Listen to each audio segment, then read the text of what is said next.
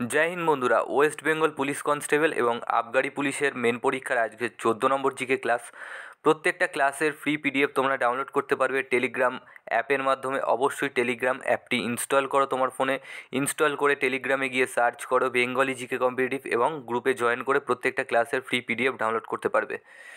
এছাড়াও বলবো বন্ধুরা প্রত্যেকদিন টপিক ওয়াইজ ক্লাস করতে আমার চ্যানেলটি অবশ্যই সাবস্ক্রাইব করে বেল আইকনটি প্রেস করে দাও। ওয়েস্ট বেঙ্গলে কিন্তু খুব কম চ্যানেল আছে এরকমভাবে কিন্তু তোমাদেরকে জিকে ক্লাস করাচ্ছে। অবশ্যই যদি জিকে থেকে ভালো স্কোর করতে চাও এবং আপকামিং পরীক্ষায় উত্তীর্ণ হতে চাও অবশ্যই জিকে ক্লাসগুলি প্রত্যেক দিন করো। আজকের ক্লাসের টপিক হচ্ছে বন্ধুরা ভারতের জাতীয় আন্দোলনের উল্লেখযোগ্য সময়কাল। এছাড়াও একটি স্ট্যাটিক জিকে রয়েছে ইউনেস্কো ওয়ার্ল্ড হেরিটেজ সাইট।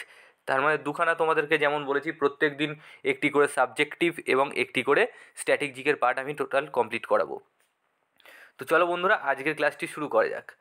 1885 খ্রিস্টাব্দ ভারতীয় জাতীয় কংগ্রেসের প্রতিষ্ঠা হয়।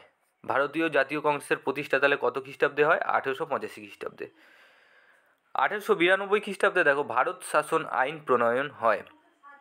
1902 খ্রিস্টাব্দে প্রমোদ নাথ মিত্রের সভাপতিত্বে বাংলায় অনুশীলন সমিতি প্রতিষ্ঠা হয়। তাহলে বাংলায় অনুশীলন সমিতি কে প্রতিষ্ঠা করেন? প্রমোদ নাথ মিত্র। কত সালে হয়েছিল? 1902 খ্রিস্টাব্দে। 1905 খ্রিস্টাব্দে দেখো লর্ড কার্জন বঙ্গভঙ্গের সরাসরি ঘোষণা করেন।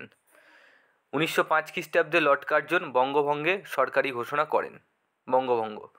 তারপরে দেখো 1907 খ্রিস্টাব্দ জাতীয় কংগ্রেসের সুরাট অধিবেশন হয়। কংগ্রেসের দুটি শাখায় বিভক্ত হয়। তাহলে কোন অধিবেশনে পরে কংগ্রেসের দুটি শাখায় ভাগ হয়? সুরাট অধিবেশন হয়ে যাবে সঠিক উত্তর। এবং কত সালে সুরাট অধিবেশন হয়? 1907 খ্রিস্টাব্দে। তারপরে দেখো 1908 সাল বিপ্লবী ক্ষুদিরাম বসুর ফাঁসি হয়েছিল 1908 খ্রিস্টাব্দে। 1909 সালে দেখো মরলে মিন্টো সংস্কার আইন কিন্তু প্রবর্তন হয় 1909 সালে। 1910 সালে deputy police superintendent Shamsul Alam হাইকোর্টের মধ্যে বিপ্লবীদের গুলিতে নিহত হন। Deputy police superintendent Shamsul Alam হাইকোর্টের মধ্যে বিপ্লবীদের গুলিতে কিন্তু নিহত হন। 1911 খ্রিস্টাব্দে বঙ্গভঙ্গ রদ হয় এবং ভারতের রাজধানী কলকাতা থেকে দিল্লিতে স্থানান্তরিত হয়। খুব গুরুত্বপূর্ণ কোশ্চেন এখানে রয়েছে বন্ধুরা, প্রত্যেকটা লাইন প্রত্যেকটা সাল এখানে খুব গুরুত্বপূর্ণ। 1913 খ্রিস্টাব্দে আমেরিকায় সান ফ্রান্সিসকো শহরে গদর পার্টি প্রতিষ্ঠা হয়। খুবই গুরুত্বপূর্ণ, প্রচুরবার এসছে পরীক্ষায়। 1914 খ্রিস্টাব্দে দেখো কোমাগাতা মারু ঘটনায় বজবজে 20 জন শিখের মৃত্যু ঘটে ও 200 জন বন্দী হয়। 1914 খ্রিস্টাব্দে প্রথম বিশ্বযুদ্ধের সূচনা ঘটে। 1917 খ্রিস্টাব্দে গান্ধীজির নেতৃত্বে চম্পারণে সত্যাগ্রহ আন্দোলন শুরু হয়। চম্পারণ সত্যাগ্রহ কত সালে হয়েছিল? বারবার এসছে এর আগে পরীক্ষায়। 1918 খ্রিস্টাব্দে প্রথম বিশ্বযুদ্ধের সমাপ্তি ও জার্মানির পরাজয় ঘটে। 1919 খ্রিস্টাব্দে রাওলাট আইন পাস হয়। অনেকবার এসছে পরীক্ষায় রাওলাট আইন পাস কত সালে হয়? জালিয়ানওয়ালাবাগের হত্যাকাণ্ড হয়। ঠিক আছে। তারপরে মন্টেগু চেমসফোর্ড সংস্কার আইন হয়। খিলাফত আন্দোলনের সূচনা হয় আর জাতিসংঘ প্রতিষ্ঠা হয়।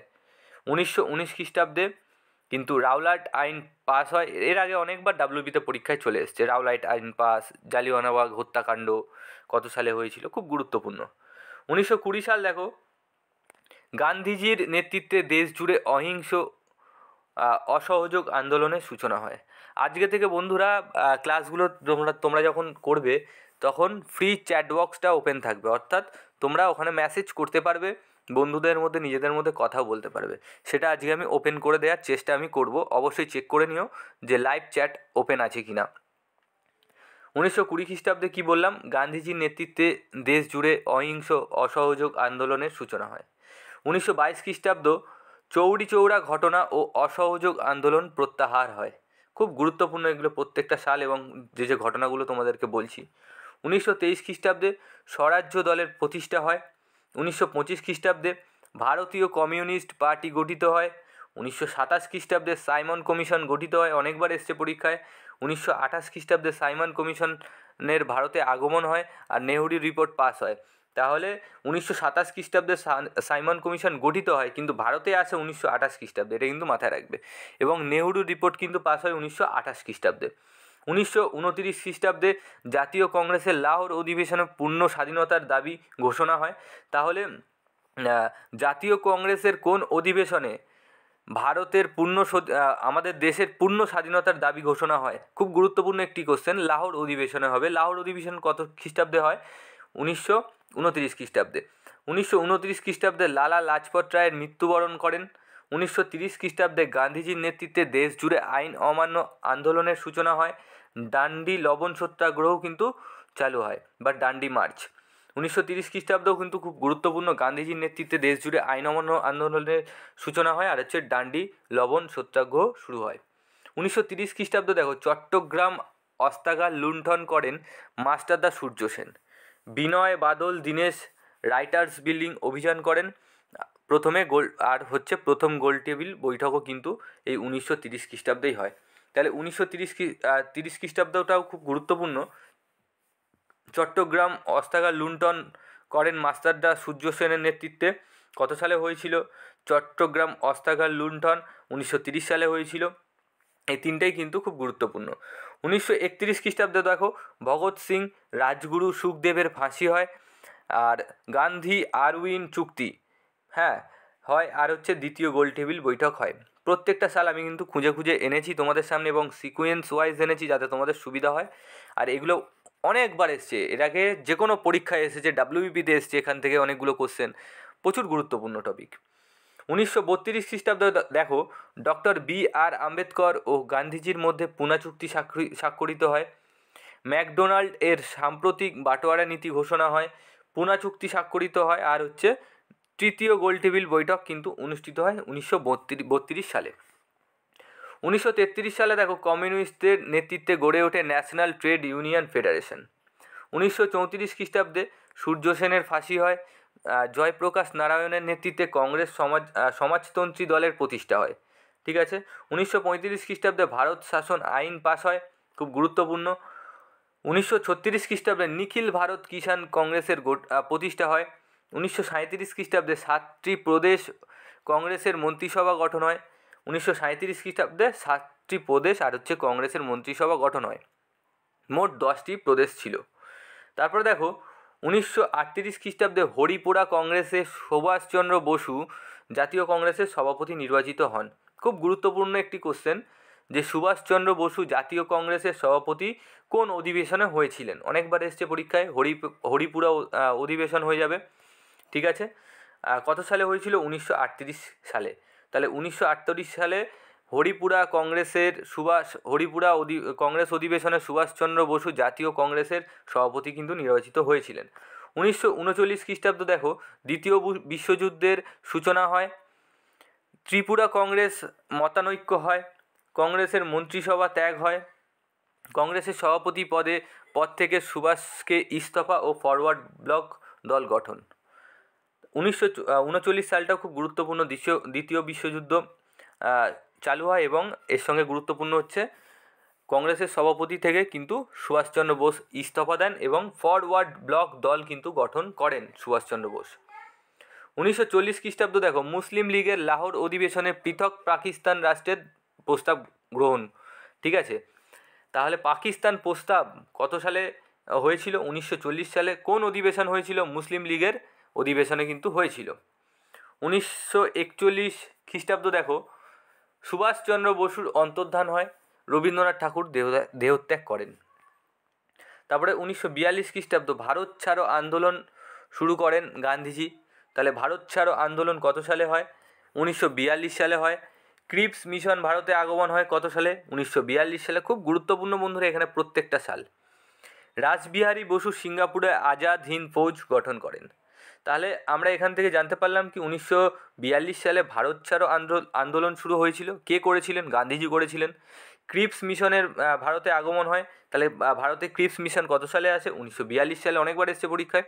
আচ্ছা, আর একটা কী ভালো জিনিস জানতে পারলাম, 1942 সালেই কিন্তু রাসবিহারী বসু সিঙ্গাপুরে আজাদ হিন্দ ফৌজ গঠন করেন। পরীক্ষায় অনেকবার এসছে আজাদ হিন্দ ফৌজ কে গঠন করেছিলেন? তো সেই ক্ষেত্রে রাসবিহারী বসু হয়ে যাবে সঠিক উত্তর। তাহলে এখান থেকে তোমরা একটা জায়গা থেকে অনেকগুলো কোশ্চেন পেয়ে যাচ্ছ, প্রত্যেকটা কোশ্চেনই কিন্তু গুরুত্বপূর্ণ কোশ্চেন। 1942 খ্রিস্টাব্দে পরে তারপরে দেখো 1943 খ্রিস্টাব্দ সুভাষচন্দ্র বসুর নেতৃত্বে আজাদ হিন্দ সরকার প্রতিষ্ঠা হয়। ঠিক আছে, আজাদ হিন্দ ফৌজ আর আজাদ হিন্দ সরকারের মধ্যে কিন্তু আলাদা। ঠিক আছে, তারপর দেখো 1944 খ্রিস্টাব্দে আজাদ হিন্দ বাহিনী কোহিমা দখল।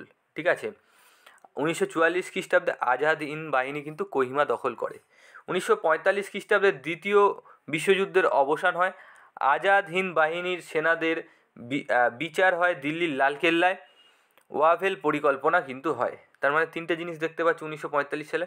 1946 সালে ব্রিটিশ মন্ত্রিসভা ভারতে আসেন, অর্থাৎ ক্যাবিনেট মিশন যেটাকে বলে। ক্যাবিনেট মিশন কত সালে ভারতে আসে? 1946 সালে।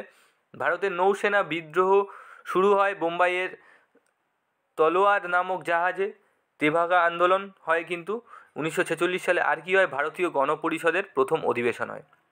তাহলে আমরা কি কি জানলাম? 1946 সালে ক্যাবিনেট মিশন আসে ভারতে।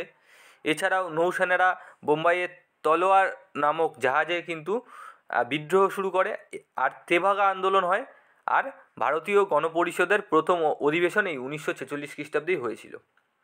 1947 খ্রিস্টাব্দ দেখো মাউন্ট ব্যাটেন পরিকল্পনা পাস হয়। মাউন্ট ব্যাটেন পরিকল্পনা পাস হয় 1947 খ্রিস্টাব্দে। ভারত বিভাগের সিদ্ধান্ত ঘোষণা হয়। ভারত ও পাকিস্তান রাষ্ট্র গঠন হয়। ভারত স্বাধীনতা লাভ করে।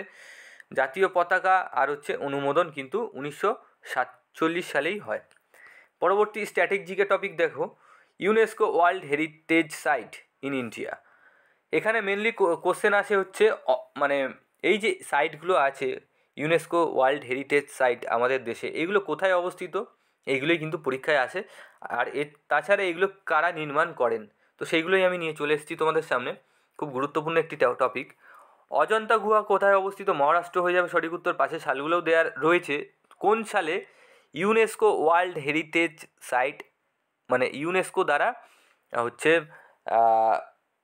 ঐতিহ্য তালিকায় পূর্ণ এগুলো করা হয়, কত সালে? সেই সালগুলো কিন্তু ব্র্যাকেটে দেওয়া রয়েছে। তাহলে সেই ক্ষেত্রে অজন্তা গুহা মহারাষ্ট্রে হয়ে যাবে। অজন্তা গুহা নির্মাণ করেন গুপ্ত বংশরা। ইলোরা গুহা কোথায় অবস্থিত? মহারাষ্ট্র হয়ে যাবে সঠিক উত্তর। ইলোরা গুহা নির্মাণ করেন বৌদ্ধরা। আগ্রার কেল্লা কোথায় অবস্থিত? উত্তরপ্রদেশ হয়ে যাবে সঠিক উত্তর। তাজমহল কোথায় অবস্থিত? উত্তরপ্রদেশ হয়ে যাবে সঠিক উত্তর। তাজমহল নির্মাণ করেন শাহজাহান। সূর্য মন্দির কোথায় অবস্থিত? কোনারক উড়িষ্যা হয়ে যাবে সঠিক উত্তর। মহারাজা নরসিংহদেব প্রথম কিন্তু এটি নির্মাণ করেন। কাজিরঙ্গা জাতীয় উদ্যান কোথায় অবস্থিত? আসাম হয়ে যাবে সঠিক উত্তর। মানস বন্যপ্রাণী অভয়ারণ্য কোথায় অবস্থিত? আসাম হয়ে যাবে সঠিক উত্তর। খাজুরাহো মন্দির কোথায় অবস্থিত? মধ্যপ্রদেশ হয়ে যাবে সঠিক উত্তর। হাম্পি কোথায় অবস্থিত? কর্ণাটক হয়ে যাবে সঠিক উত্তর। এই হাম্পি আমাদের যে নতুন যে নোটগুলো এখন ব্যবহার করো, কত টাকার নোটের পিছনে এই হাম্পির ছবি আছে অবশ্যই যদি জানো তো কমেন্ট বক্সে কমেন্ট করে জানাও। ফতেপুর সিক্রি কোথায় অবস্থিত? আগ্রা উত্তরপ্রদেশ হয়ে যাবে সঠিক উত্তর। ফতেপুর সিক্রি নির্মাণ করেন আকবর। পরবর্তী দেখো এলিফ্যান্টা গুহা কোথায় অবস্থিত? সঠিক উত্তর হয়ে যাবে মুম্বাই। 1987 সালে এটা হয়েছিল। এলিফ্যান্টা গুহা নির্মাণ করেন রাষ্ট্রকূটরা। সুন্দরবন জাতীয় উদ্যান কোথায় অবস্থিত? পশ্চিমবঙ্গ হয়ে যাবে সঠিক উত্তর। সাঁচি স্তূপ কোথায় অবস্থিত? সঠিক উত্তর হয়ে যাবে মধ্যপ্রদেশ। সাঁচি স্তূপ নির্মাণ করেন অশোক। এই সাঁচি স্তূপ কত টাকার নোটের পেছনে রয়েছে অবশ্যই যদি জানো কমেন্ট বক্সে কমেন্ট করে জানাও। হুমায়ুনের সমাধি কোথায় অবস্থিত? সঠিক উত্তর হয়ে যাবে দিল্লি। হামিদা বানু বেগম কিন্তু এটি নির্মাণ করেন। মহাবোধি মন্দির কোথায় অবস্থিত? বোধগয়া বিহার হয়ে যাবে সঠিক উত্তর। লালকেল্লা কোথায় অবস্থিত? দিল্লি হয়ে যাবে সঠিক উত্তর। দিল্লির লালকেল্লা নির্মাণ করেন শাহজাহান। যন্তর মন্তর কোথায় অবস্থিত? জয়পুর রাজস্থান হয়ে যাবে সঠিক উত্তর। রানী কি ভাব কোথায় অবস্থিত? পাটনা গুজরাট হয়ে যাবে সঠিক উত্তর। কাঞ্চনজঙ্ঘা ন্যাশনাল পার্ক কোথায় অবস্থিত? সিকিম হয়ে যাবে সঠিক উত্তর। গোলাপি শহর কোথায় অবস্থিত? জয়পুর রাজস্থান হয়ে যাবে বন্ধুরা সঠিক উত্তর। তোমাদের সামনে বন্ধুরা নিয়ে চলে এসেছি target WP exam GK ebook. WB constable excise মেনের জন্য খুব গুরুত্বপূর্ণ একটি টপিক ওয়াইজ জিকে ইবুক তোমাদের সামনে নিয়ে এসেছি। এখানে 2005 সাল থেকে 2021 সাল পর্যন্ত যা যা এখনও পর্যন্ত পরীক্ষা হয়েছে প্রত্যেকটা পরীক্ষার জিকে কোশ্চেন কিন্তু এখানে দেওয়া রয়েছে প্রিভিয়াস ইয়ার। এছাড়াও কিন্তু এইখান থেকে প্রিলিমিনারি পরীক্ষায় 25 নম্বরের কাছাকাছি জিকে কমন এসেছিল। এই ইবুকটা তোমরা সংগ্রহ করতে পারো মাত্র 75 টাকার মাধ্যমে। অবশ্যই এর সঙ্গে এছাড়াও তোমরা একটি ফ্রি ইবুক পেয়ে যাচ্ছ। টোটালটাই 80টা ইম্পর্টেন্ট স্ট্যাটিক জিকের টোটালটাই ফ্রি ইবুক তোমরা এর সঙ্গে পেয়ে যাচ্ছ। এই হোয়াটসঅ্যাপ নাম্বারে অবশ্যই SMS করে তোমরা এই ইবুকটি সংগ্রহ করতে পারো, হ্যাঁ, মাত্র 75 টাকার মাধ্যমে। এছাড়াও এই ইবুকের যে রিভিউ সেটা আমি ডেসক্রিপশান বক্সে দিয়ে রাখবো, অবশ্যই চেক আউট করে নিও। চলো বন্ধুরা, কেমন লাগলো তোমাদের ক্লাস অবশ্যই কমেন্ট বক্সে কমেন্ট করে জানাও। এছাড়াও যদি চ্যানেল নতুন ভিজিট করে থাকো, চ্যানেলটি সাবস্ক্রাইব করে বেল আইকনটি প্রেস করে দাও। ধন্যবাদ বন্ধুরা, জয় হিন্দ, জয় ভারত।